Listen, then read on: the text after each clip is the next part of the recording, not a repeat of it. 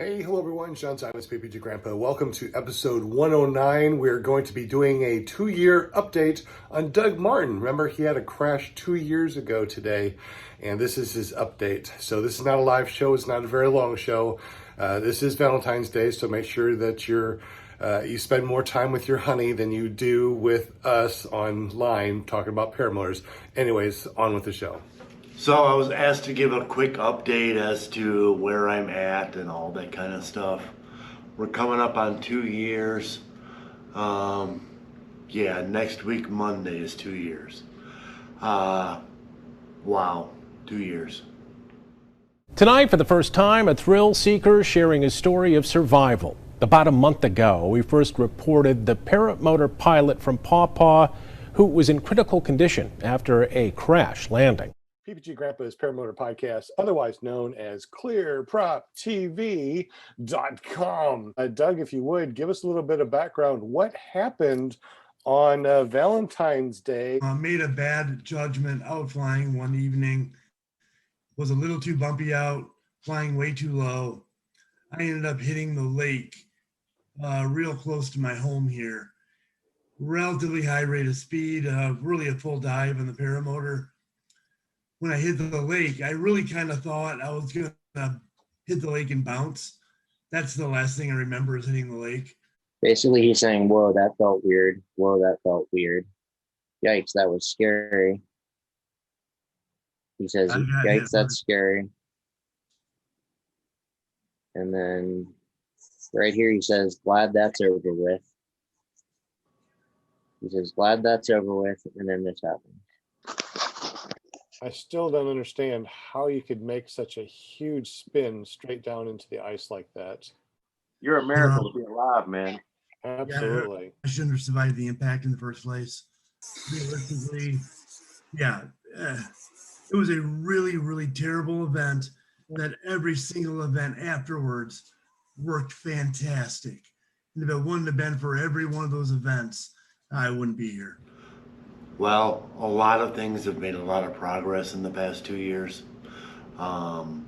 Realistically, I would imagine recovery-wise, this is about what I get. Everything can be made stronger. However, there are certain things that'll never be 100% right. My ankles will never be 100% right. They're decent. They're letting me do a lot of the stuff I want to. I have foot launched a few times. However, they're not trustworthy. I really will probably stick with the retractor trike for a while at least. I do have the ability to foot launch if I want to, but I know the last thing I really want to do is injure something that's not 100%. So, make good decisions screwing that up for me. Oh, we got people coming in. Well, big improvements. Obviously, big improvements in my voice. Again, that's something that's never going to be right. It will get stronger and stronger, but really it's not going to be where it ever was before. So a lot of the damage that I actually did incur in the accident, the nerve damage by far is the hardest to overcome. That doesn't really heal. I can kind of adapt and overcome, teach things to do what they're supposed to. I've done a pretty good job of relearning how to swallow, how to talk, how to eat, that kind of thing. It's amazing just how much work it takes. A few of the other things that I'm going to have no matter what long term. I have an intolerance to temperature change, and really that's because part of the nerve damage was on one of the sites that really does control body temperature. So again, it might get more tolerable. However, it's never going to be right. So people always ask, do I know what actually happened? And in all honesty, it took probably 20 or 30 hours of flight time to kind of have it all sink in. I know for certain now exactly the string of events that led to my accident. And there was one on the internet not that long ago about a gentleman whose brake was dangling, got caught in the prop, actually severed the brake handle off. Man, he was lucky. So in my instance, what actually happened was, but if you go back and review the video, when I hit that great big turbulence going over the power plant, that big hit that I took, I'm not sure if maybe that right brake wasn't completely stowed. I'm not sure if maybe when I hit the bump, it was enough to jerk it off the magnet and have it come undone. But in flight, after I hit that big bump, I immediately started making a really strong right-hand turn. When I looked to grab my brakes, this brake was on the magnet, this brake was missing.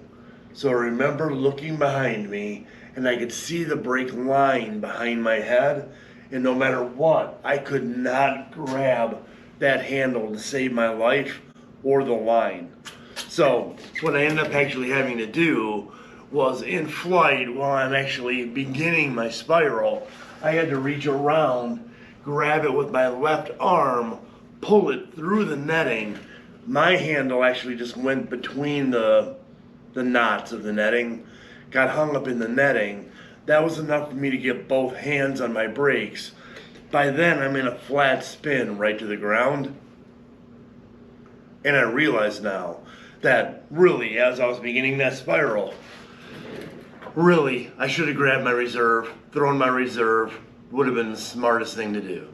When I reached over to grab, all I did is start my weight shift, and I really just amplified that spiral a lot.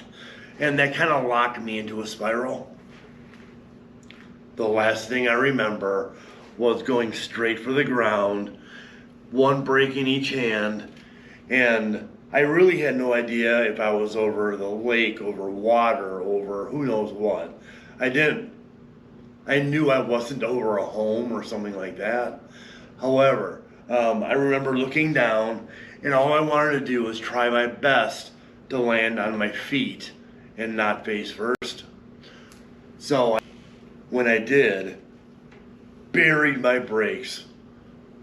I swung out underneath my wing. When I did, my ankles and my feet are what hit the ice first. When it did, I kind of punched through the ice. The ice ended up hitting me in the chest, folded me over. So that's when I got put under the ice. And really, that was the most dangerous part of all of this. Again, why and how Brad and his daughter heard me hit the lake. Why in the world that man would get up, drive to the end of the road just to see, and then be good enough to climb into the lake himself and pick my head above water. I really have no idea why in the world that happened, really. I have had a bunch of testing over the summer, lots of MRIs and all that stuff. Given my physical condition, they estimate I was probably under the water for right around 6 minutes, 5.5 to 6 minutes. Realistically, my neurologist right now said there really isn't any reason why you started breathing on your own. Some of the nerve damage that you have incurred really should have kept you from wanting to breathe. We really have no idea why you started all that, and I really don't know either. Why the good Lord himself saved me, I really don't have any idea. But I'll try to be a good person. I'll always try to pay it forward, and it's gonna make me a better person no matter what. At least I hope so. We'll see. Now, as far as where I've been since all of this, I was injured in February. March, April, May, and June was really me trying to figure out how to swallow, how to eat, how to walk, how to move the right hand side of my body. Really, after about 8 or 9 months, we got to the point where everything now moves pretty much normal again.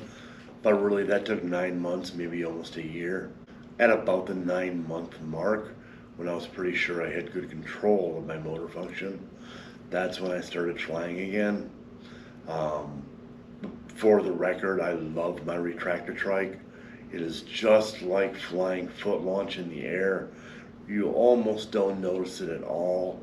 And landing and launching is super problem free.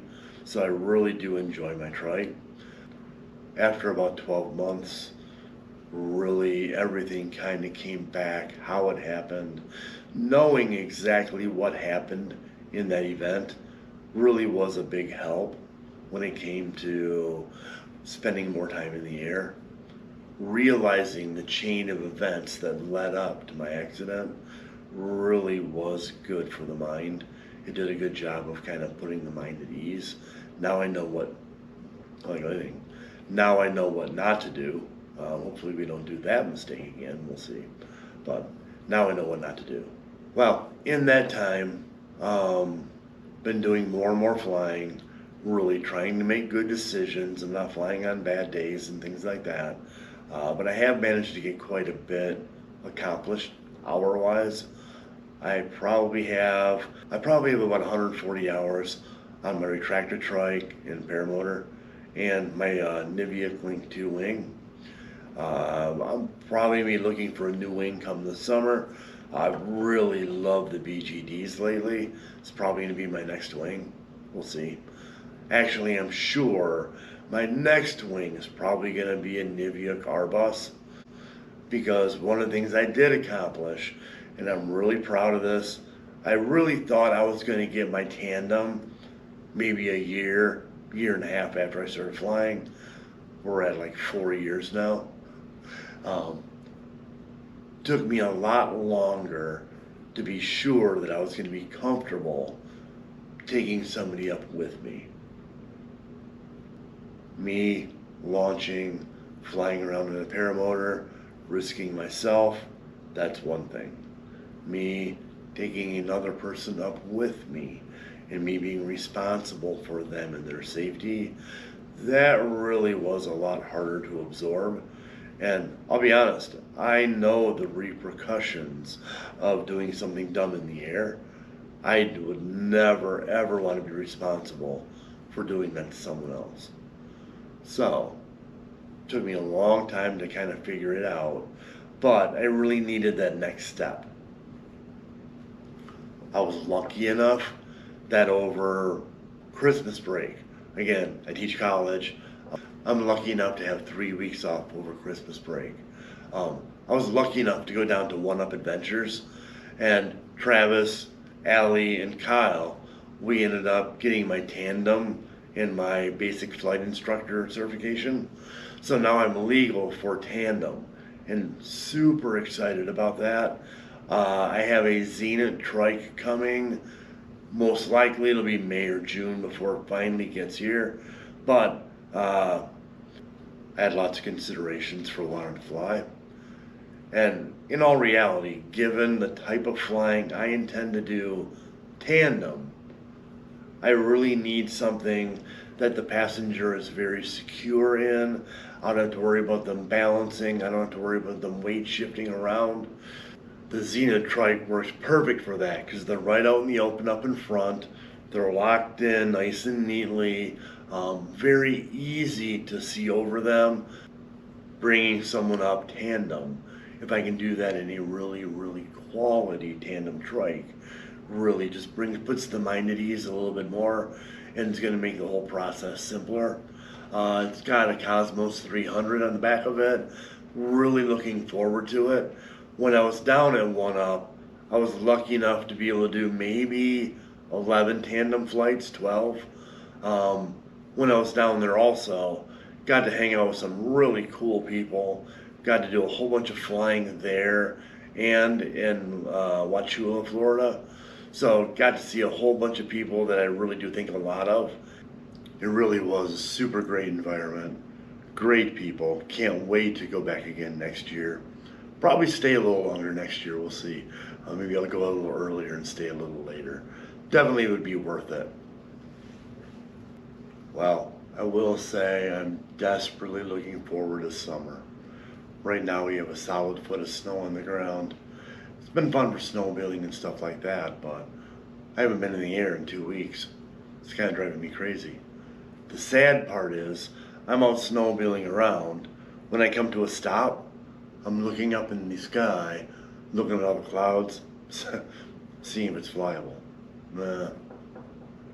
Apparently I have issues. Well, much love, y'all. Hope y'all have a great night.